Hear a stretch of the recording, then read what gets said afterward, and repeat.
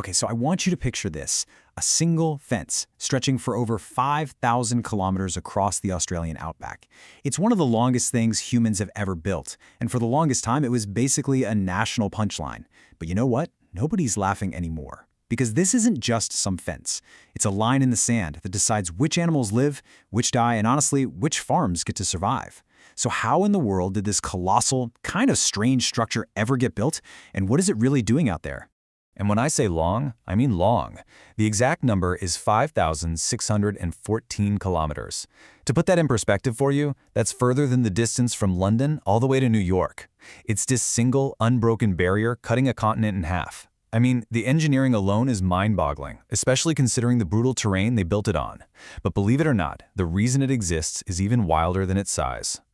For years, this is what people called it, a massive, ridiculous chicken coop plopped down in the middle of nowhere.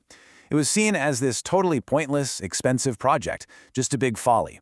But the funny thing is, what started as a joke is now the last line of defense for Australia's entire agricultural heartland. And the story of how that happened, well, it actually starts with a completely different animal. That's right, the fence's origin story has nothing to do with dingoes. Nope, it all started with a different creature entirely, one that kicked off a full-blown ecological catastrophe. It all kicked off on Christmas Day, 1859. This landowner, Thomas Austin, let just 24 European rabbits loose so he could hunt them for fun. The problem was, in Australia, they had no natural predators. So those 24 rabbits, they multiplied like you wouldn't believe.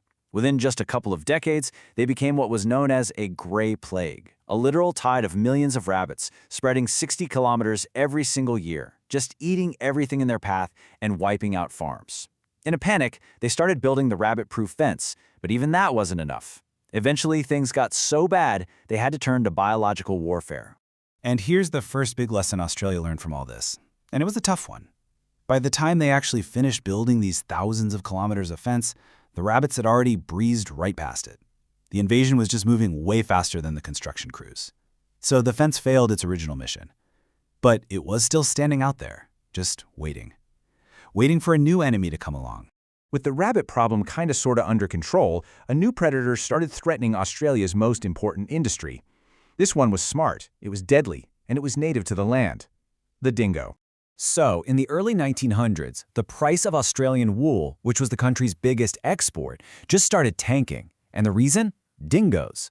They were wiping out a staggering 10% of the country's entire sheep population. This wasn't just a minor issue, it was a full-on national economic crisis. For the farmers on the ground, this wasn't some abstract statistic. It was an absolute nightmare. I mean, can you imagine waking up one morning to find this? 30 of your lambs killed overnight, all by a single dingo. This kind of devastation was happening all over the country, and the government knew they had to do something, and fast. So what did they do? They went back to that old, failed rabbit fence and started one of the most ambitious construction projects ever. They reinforced it, they extended it, and they created what we now know as the dingo fence. The workers had to endure scorching deserts and rugged mountains, and the design itself was just ruthless. 6 foot high, with a wire skirt buried deep in the ground to stop dingoes from digging under it. And they cleared a wide buffer zone on both sides so nothing could sneak up. The goal was crystal clear: build an impenetrable fortress for sheep. And you know what? It actually worked. The fence did its job, separating the dingoes in the west from the precious sheep in the east. But in solving one huge problem, they accidentally created a completely different one. And this right here is where the story gets really fascinating. I mean, really think about that for a second. What actually happens when you draw a line across an entire continent and just delete the apex predator from one half? As it turns out, nature has a very, very dramatic answer to that question. The result is staggering. It's literally a tale of two different worlds. On the dingo-free side, the east, kangaroo populations just explode. There's nothing to keep them in check, so they overgraze everything, stripping the land bare and causing these huge dust storms.